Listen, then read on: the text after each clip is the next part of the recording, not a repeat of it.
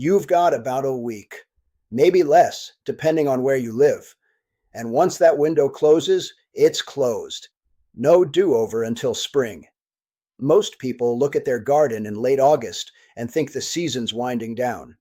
The tomatoes are tired, the zucchini's basically a weapon at this point, and the whole bed just looks done. That's the wrong read. Late August isn't the end of your garden year. It's the start of the second one, and there are exactly 10 vegetables you can put in the ground this week that will still have enough warm days left to mature before your first frost hits. Here's the math, and it's simple. Every vegetable has a number called days to maturity. Count backward from your average first frost date, and that number tells you exactly how late is too late. Everything on this list matures fast, most of it in 30 to 60 days, which means even if your frost doesn't show up until mid-October, you're still fine, as long as you plant now instead of next month. Miss this window, and you're staring at bare dirt until spring. Hit it, and you're pulling fresh greens out of your own backyard on Thanksgiving. One quick thing before we get into it. Drop your zone or your average first frost date in the comments. I read every one. If enough of you post yours, I'll put together a follow-up with exact planting deadlines broken down by region. So you're never doing this math by hand again. All right, 10 vegetables. Plant these now. First up, radishes, because nothing on this list rewards you faster. Some varieties are ready in 24 days. 24. That's not a typo. That's just how fast this root moves. Cherry Belle and French Breakfast are both solid choices for a fast fall crop. Reliable even when the weather's still unpredictable. Push the seeds about half an inch into loose soil, an inch apart, and keep the bed evenly moist while they're germinating. Radishes that dry out and rehydrate in fits and starts turn woody and hot instead of crisp. Thin them once they've got their first true leaves, or you'll get a bed of skinny roots fighting each other for space. Late summer heat can push radishes to bolt straight to seed before the root even forms. So if you're still hitting 80-degree afternoons, give them a little afternoon shade for the first week. Sow a fresh row every 10 days instead of planting them all at once, and you'll have a steady trickle of fresh radishes instead of 30 of them ready on the same afternoon. If you're tight on space, tuck a row of radishes in between slower growing crops like your beets or your carrots. They'll be up and harvested long before the neighboring plants need that room, which means you get a full extra crop out of ground you were already using anyway. Once you pull them, twist the leafy tops off before storing them in the fridge. Left attached, the greens pull moisture straight out of the root and leave you with a soft, rubbery radish within a couple of days. Next, arugula. If you've only ever had the sad, wilted stuff from a plastic clamshell, homegrown arugula is going to be a genuine shock. It's spicier, it's greener, and it grows absurdly fast, usually ready to cut in 3 to 4 weeks. Scatter the seeds thinly across the bed, cover them with about a 1/4 inch of soil, and don't bother thinning too aggressively. Arugula actually does fine a little crowded. The one thing that'll ruin it is heat stress. If the plant gets too hot and too dry at the same time, the leaves turn bitter and sharp in a way that's not pleasant.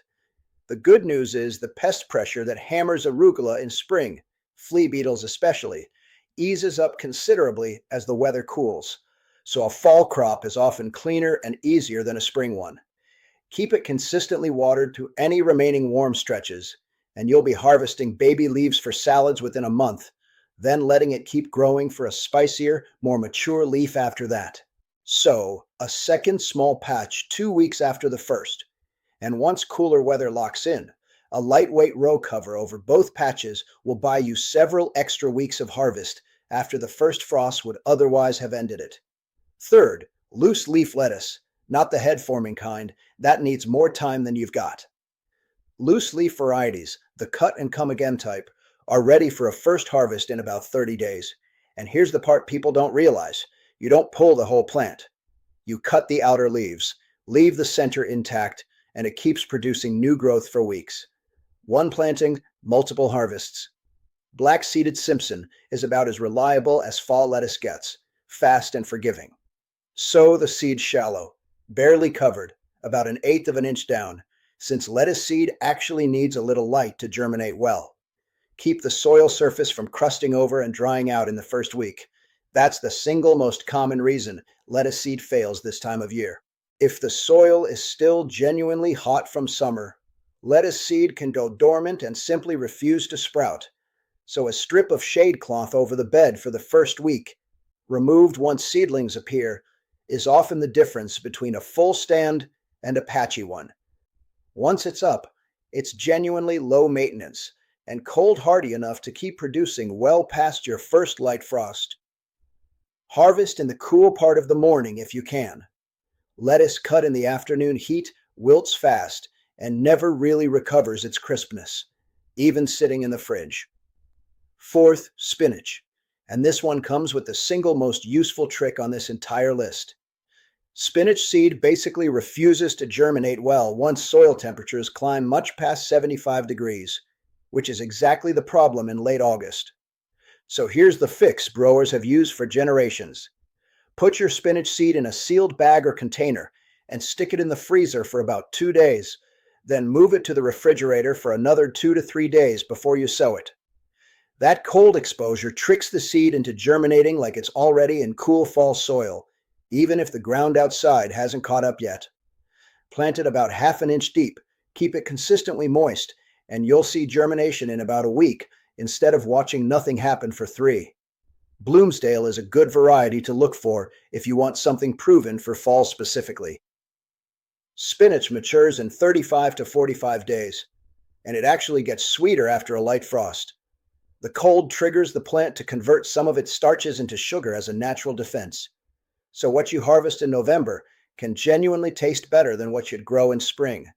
In milder regions, spinach planted this late will often survive the entire winter under a simple row cover or a thick layer of straw, sitting dormant through the coldest weeks and putting on fresh growth again the moment things warm slightly, which means one planting now can feed you twice, once in fall and again in very early spring. Fifth, turnips, and this is the closest thing to a 2-for-1 crop on this list. You get the root and you get the greens, and the greens are ready even sooner than the root is. Sow the seed about half an inch deep. Thin the seedlings to roughly 4 inches apart once they're established. Crowded turnips stay small and woody. If you want something sweeter and faster than a standard turnip, look for a Japanese variety like Hakare. It matures quickly and stays tender even at a decent size. In around 30 days, you can start snipping the leafy tops for cooking greens, and by 45 to 50 days, the roots themselves are ready, sized somewhere between a golf ball and a tennis ball, which is exactly when they're most tender.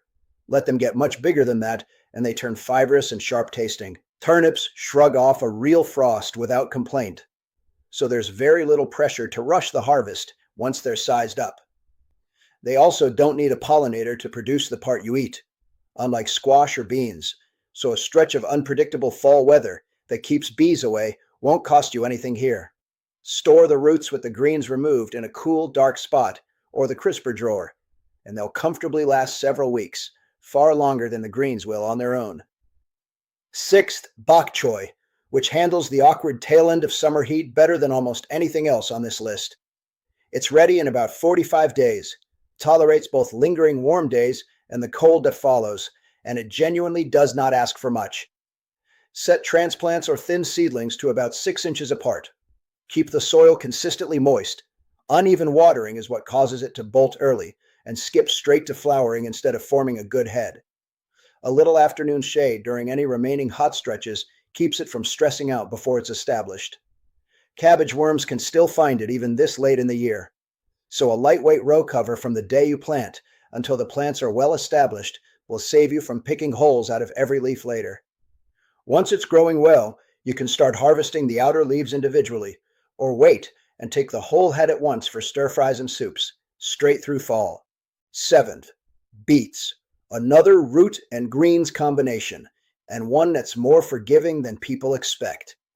Plant the seed about half an inch deep, an inch or two apart, and thin to around 3 inches once they're up.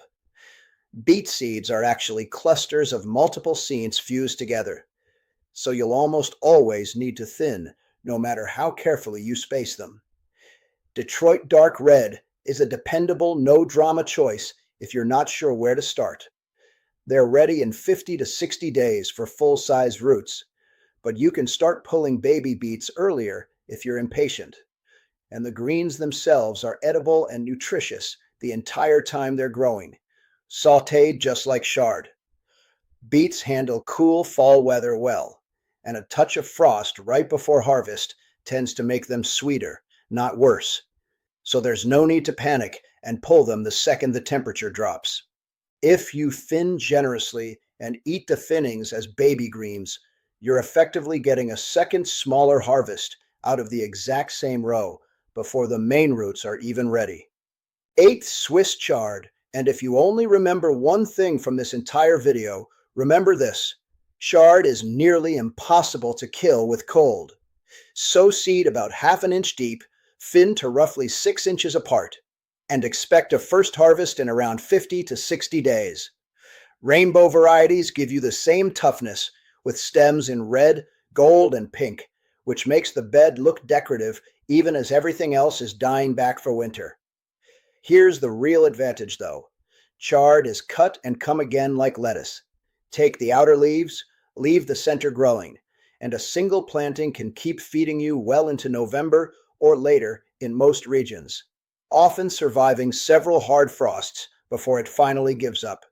In milder climates, a well-established chard plant will sometimes coast through the entire winter under a bit of mulch and start growing again in early spring before you've even planted anything new. If you only have room to commit to one crop from this whole list because you're short on time or space, chard gives you the longest return for the least ongoing effort. Ninth, kale. And yes, it's on every list like this for a reason. 50 to 60 days to a full harvest, but you can start pulling baby leaves well before that. What makes kale worth planting this late specifically is the same trick spinach uses.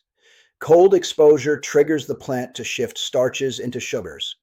So kale harvested after a frost is measurably sweeter and less bitter than kale grown in the heat of summer. Red Russian is a good pick if you want a variety that's especially known for turning sweet and tender once the cold sets in. Sow it about a 1/4 inch deep, thin to 8 to 12 inches once established. It needs more room than people give it.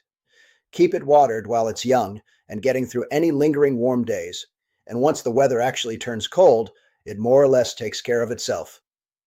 In zone 7 and warmer, a healthy kale plant will often shrug off the entire winter outright and just keep producing, which turns one August planting into a crop that feeds you for the better part of a year. 10th, and this is the one with a real asterisk attached: bush beans. They're fast for a warm season crop, 50 to 55 days. But that's also the tightest fit on this entire list. And whether it works depends entirely on your specific frost date. If your first frost typically lands in late October or later, you've got room. If you're usually seeing frost by the end of September, skip this one and put that bed space towards something else on this list. Stick specifically to bush varieties rather than pole beans. Bush types put all their energy into producing quickly on a compact plant, while pole beans are bred for a longer season and won't catch up in time no matter how well you treat them. Provider is about as fast and reliable a bush variety as you'll find for a late planting. Plant the seed about an inch deep, 2 inches apart, in rows spaced roughly 18 inches apart, and keep the soil consistently moist right through germination. Beans that dry out even briefly right after planting often just don't come up at all. This is exactly why I asked for your frost date at the start. If you're not sure whether you've got the window for this one, that's the fastest way to find out. That's 10. Some of these you'll be eating in 3 weeks. Some of them will still be standing in your garden after the first hard frost, tasting better because of it. Either way, the point is the same. Late August isn't the finish line, it's a second start, and most people just don't use it. Think of it as one more layer in the same garden you've already built this year. Not a separate project, just a second wave planted into beds that already have the soil worked and the watering figured out. If this saved you from writing off your garden for the year, do two things. Drop a comment with your zone or your frost date if you haven't already. I want to build that follow-up video around real numbers from real gardens, not guesses. And if you want the next one when it's out, hit subscribe now. That's genuinely the only reason to do it, so you don't miss the follow-up when it lands. Now go get those seeds in the ground. You've got less time than you think.